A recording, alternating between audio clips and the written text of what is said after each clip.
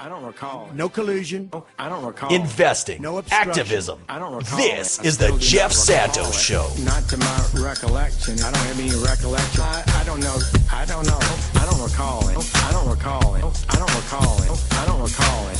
I don't recall it. I don't know. It is time to go out west for Mark Taylor-Canfield, musician, activist, and journalist.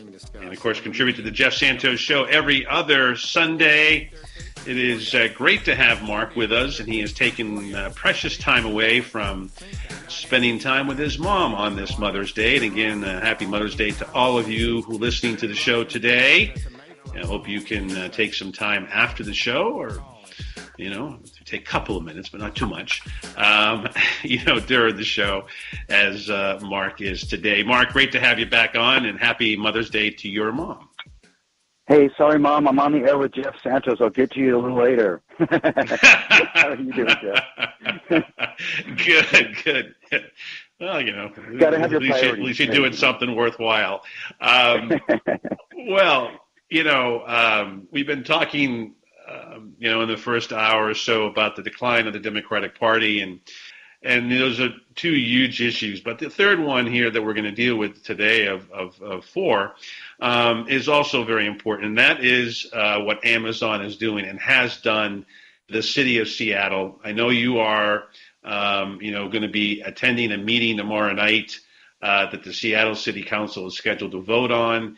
And, Ms. Sawant is leading the local campaign to impose a tax on large corporations. Talk to me about that, because I think a lot of people here in Boston and around the country who are listening to us today are very concerned about this behemoth and Amazon and the power that they have, and the power they could have even more depending upon what is the East Coast, headquarters for Amazon.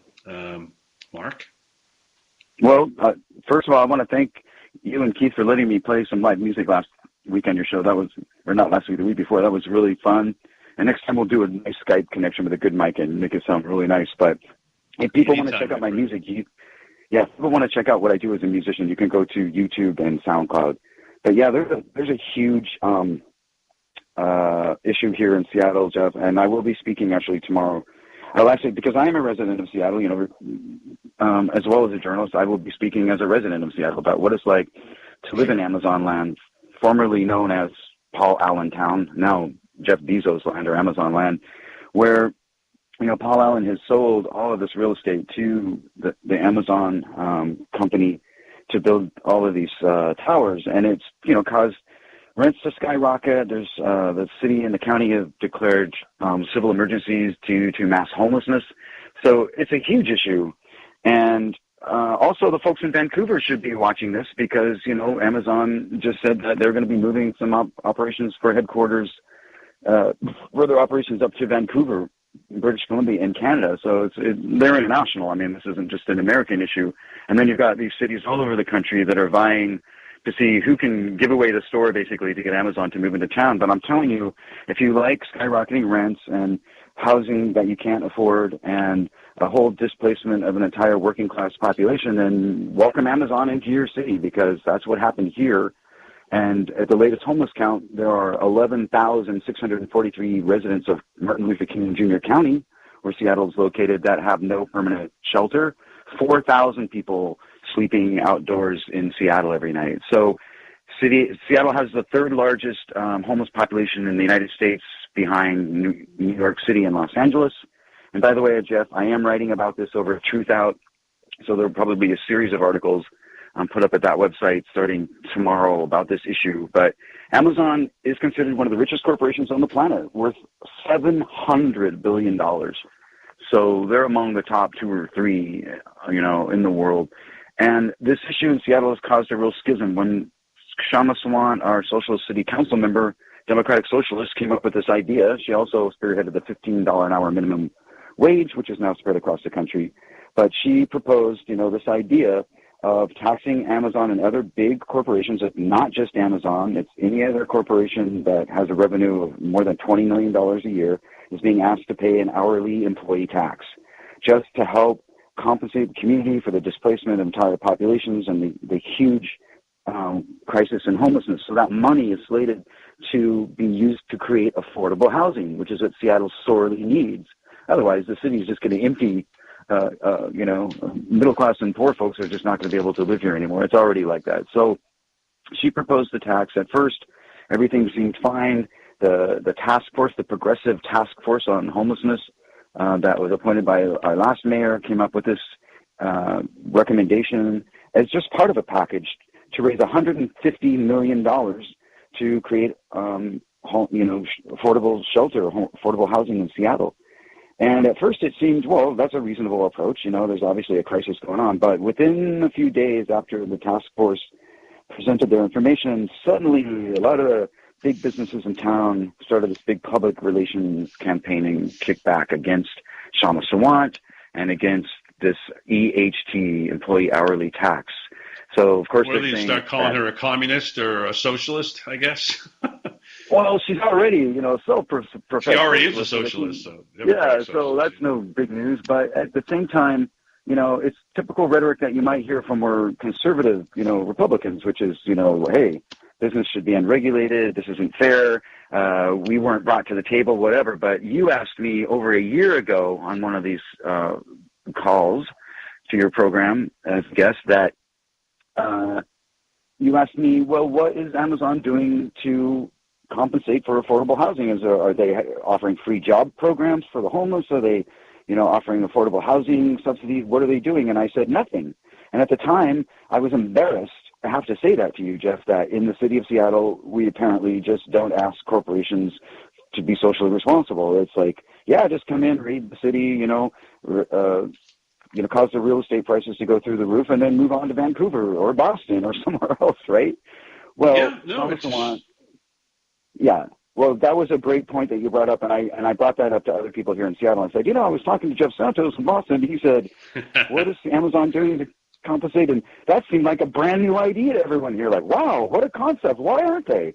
Well, Kshama Sawant actually took that ball and ran with it, and she is wanting Amazon to pay their fair share, not just Amazon, but all the other big corporations that do business in the city of Seattle, to just pay their fair share to help compensate the community for the disruption and the economic displacement and these economic refugee camps that are popping up all over the city, where you have, 4,000 people in Seattle who don't have a place to sleep, at night. So that's all they're asking, Jeff, and that's what I'm saying in my editorials and my media work on this, is that it's not too much to ask. Corporations that do business in Seattle need to be held accountable and accept responsibility for the displacement and the economic hardship that they brought to most of Seattle's residents. Yes, they have hired a lot of folks, but it's not enough just to make a huge profit for your stockholders and offer jobs to qualified applicants.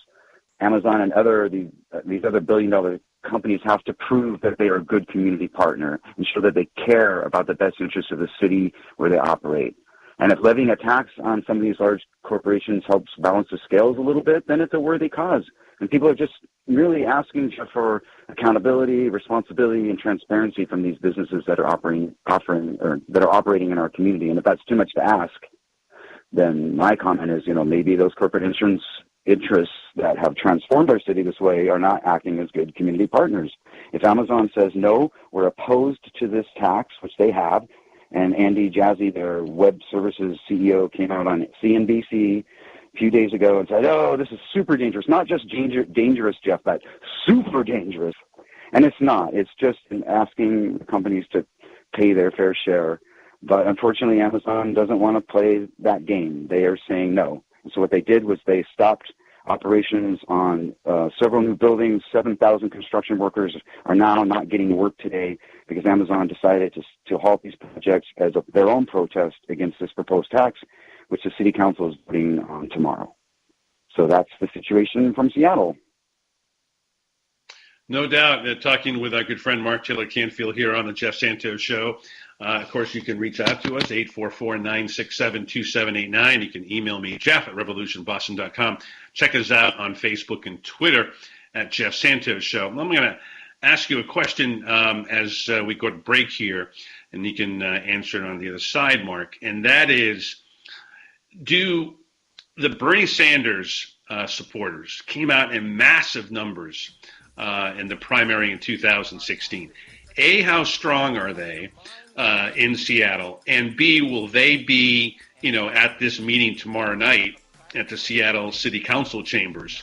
Because if they get engaged, that could be a quote-unquote game changer. And I think that that's really the only way, as we've been talking about it at the top of the show, that unless you unleash Bernie and the Bernie followers, then in my opinion, Democrats are going to fail, and you're going to have more corporate Democrats not, holding big business, big military-industrial complex, big banks, feet to the fire. And that, to me, that's where we're at. So we'll come back, get Mark Taylor-Canfield's view on that, and take your calls. It's the Jeff Santos Show on the Revolution Radio Network. Not to my recollection. I don't have any recollection. I'm Mike Crute, once elected governor of the great state of Wisconsin. Paid for by Crute for Wisconsin. Find us at cruteforwisconsin.com. Looking for a job worth talking about? Teaching is creative, collaborative, and intellectually challenging. See why teachers have better work stories at teachdfw.org and learn more about becoming a teacher. Brought to you by Teach and the Ad Council. I'm jumping in with my clothes on. Most party fouls are pretty dumb, but if you decide to drink and drive underage, you could lose your license and your freedom. Learn more at ultimatepartyfoul.org. Brought to you by the National Highway Traffic Safety Administration and the Ad Council. Merchandising! Every single one. This is the Jeff Santos Show. 49 minutes past the hour. It is indeed the Jeff Santos Show. Coming to you live from Assembly Row in Somerville, Massachusetts. We're talking with Mark Taylor-Canfield, musician, activist, and a great journalist based in Seattle, WA. We'll be getting a hockey team in a couple of years. But he is going to be spending a lot of his hours tomorrow at the Seattle City Council as they talk to Amazon.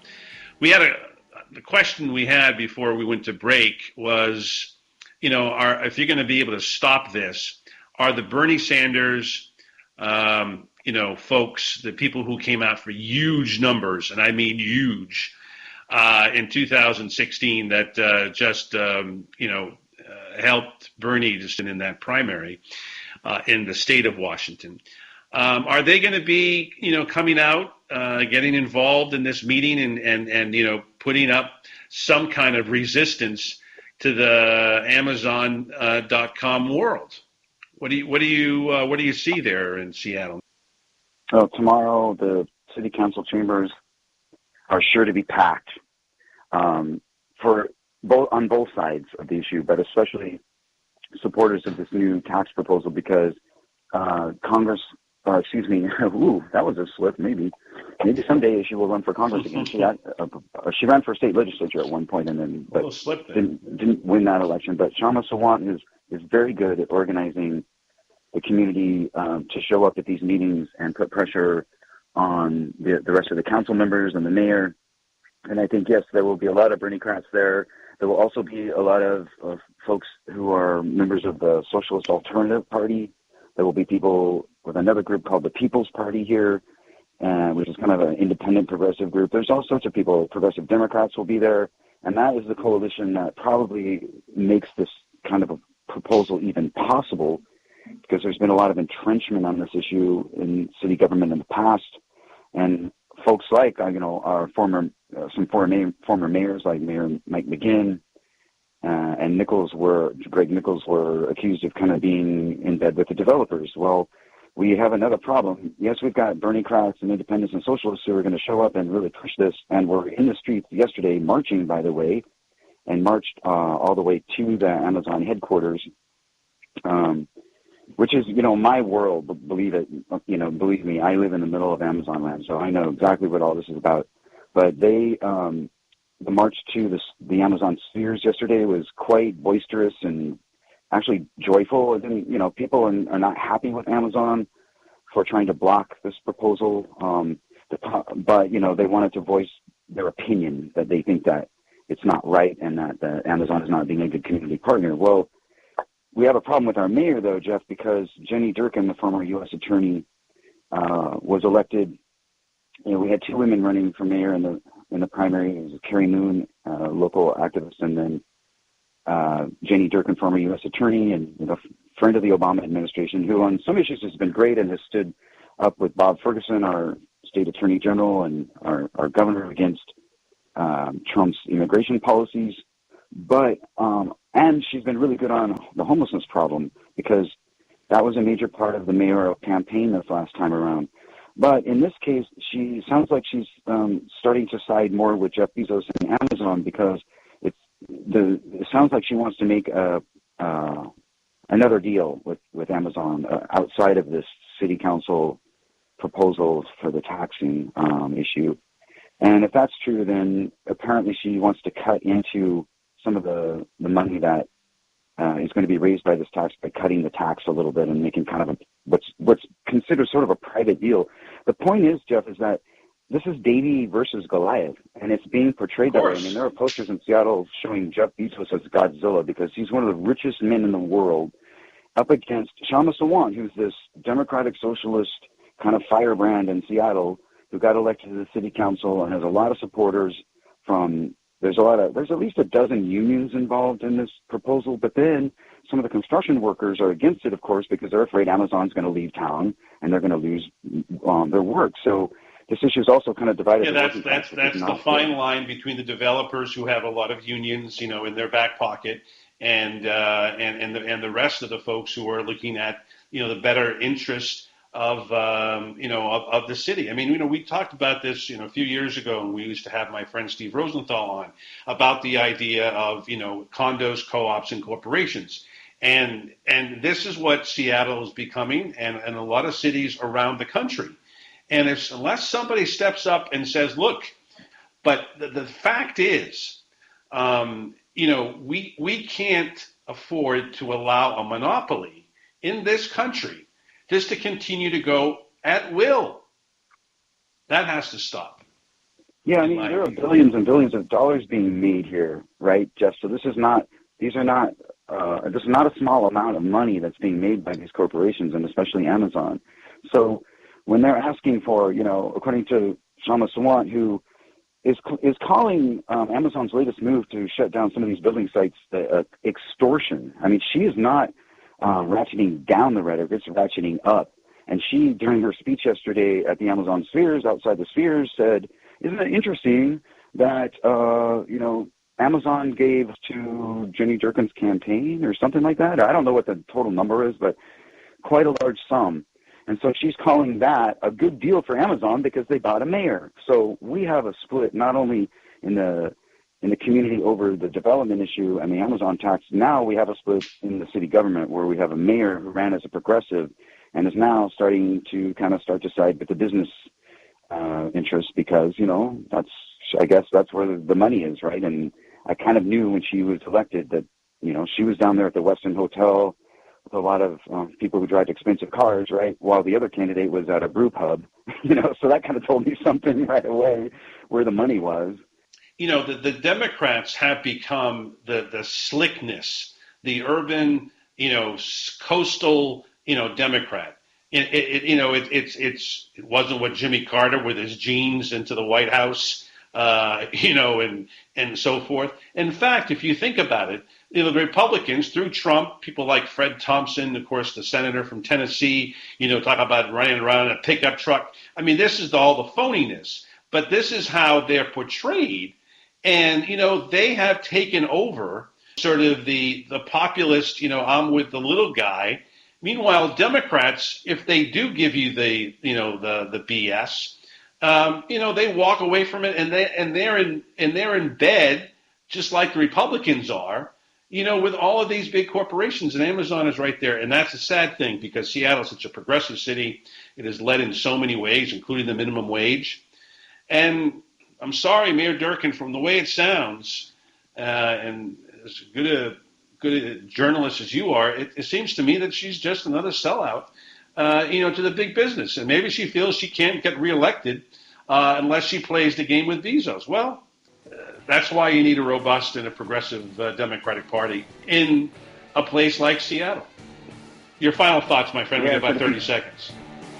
Yeah, if you want to read more about this, go to truthout.org tomorrow. And also, I've got the NTC report at YouTube, where we've got over 370 original videos uploaded there. So there's plenty to watch and look at, movies and documentaries and things. So I want to thank you once again, Jeff, for doing the show. And also, to all the moms out there, happy Mother's Day. And, I really hope you enjoy your day. You deserve it. I couldn't have said it better. Thank you, my friend Mark, and enjoy the beauty of Seattle. We're right back with Frank Watkins and Herb Boyd after this commercial and news update. You're listening to the Jeff Santos Show. You are listening to 1510 AM WRRD Waukesha, Milwaukee, and 1580 AM WTTN Columbus, Wisconsin's Resistance Radio Network.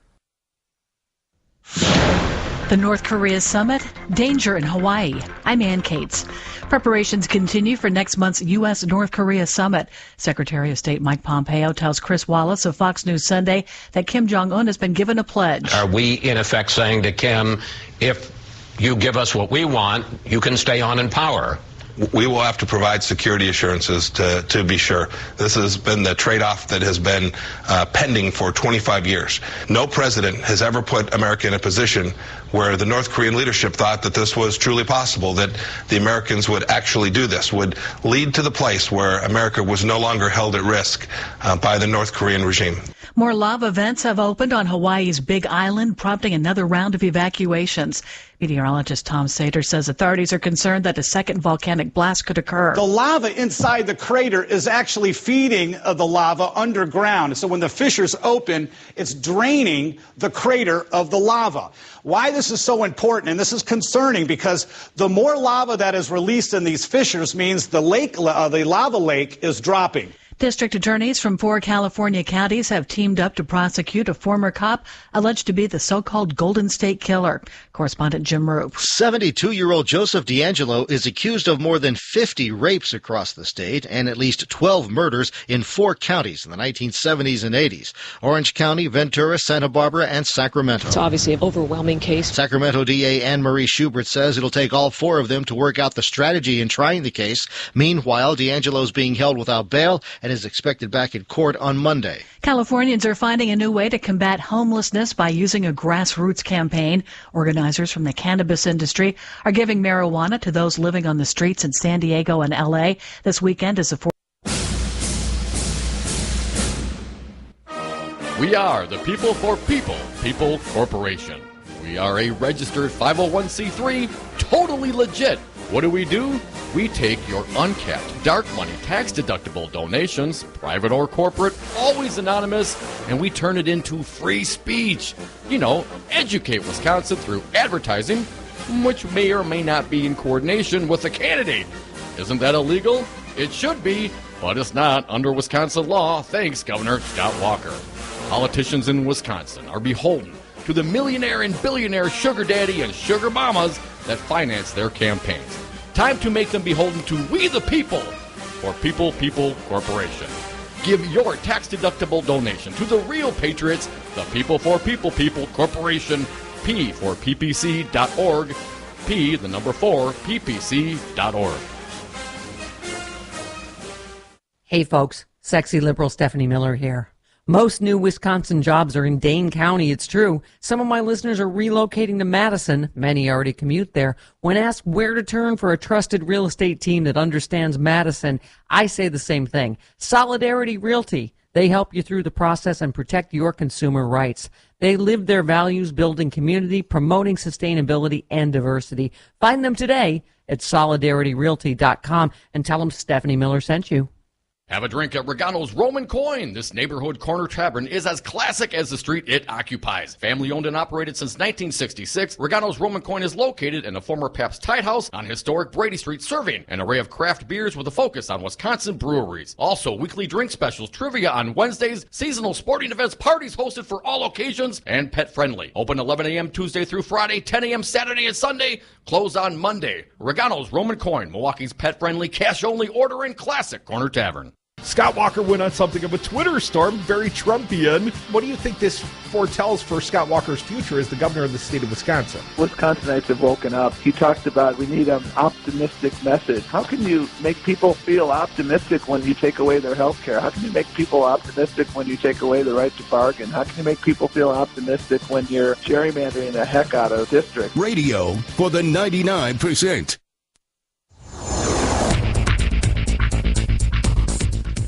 For Wisconsin's Resistance Radio Network, my name is Keith Gosted. Employees of the Bradley Center may not find employment at the new Bucks Arena. Less than 15 of the 50 front office and administrative staff will make the transition to the new facility. Others not moving to the new site include plumbers and electricians, among other skilled positions. The new arena will be open at the end of summer, and the Bradley Center demolition will begin this fall. The Brewers were shut out by the Rockies last night 4-0. They look for redemption in Colorado today at 2:10 Central Time. Currently in Madison, it is 53 degrees. It's 54 in Waukesha and 54 here on Brady Street. Cloudy today with the highs near 60, overnight lows near 50 degrees. Tomorrow, cloudy with a high of 67 degrees. For Wisconsin's Resistance Radio Network, my name is Keith Gosted.